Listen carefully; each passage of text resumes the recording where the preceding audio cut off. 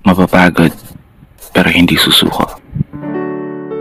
Alam mo ba na may dalawang uri ng pagod na pwede mong madama?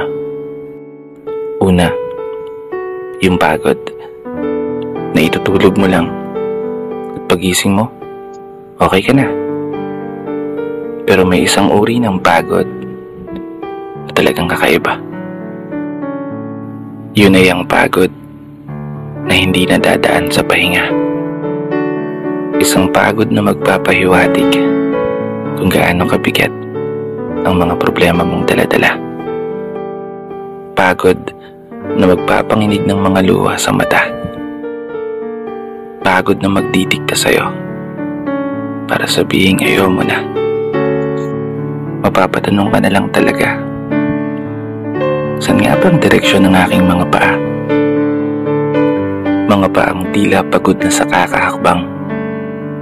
Mga paang ngimay na sa kada tapak sa baitang ng hagdan. Isang hagdan na magdadala sa akin patungo sa isang palapag na pinapangarap ko. Mapapagod pero hindi susuko. Magpapahinga pero hindi hihinto. Para sa pamilya at para sa pangarap, palaging pipiliin na magpatuloy.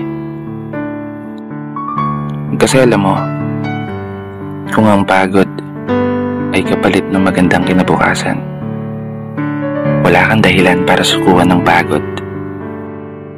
Wala kang dahilan para hindi ka bumangon. Wala kang dahilan para tuluyang magpalamon sa pagod na magbibigay sa iyo ng mga hamon at pagsubok na susukat sa iyong katatagan at kagustuhang makaahon, kagustuhang umasenso at kagustuhang magtagumpay.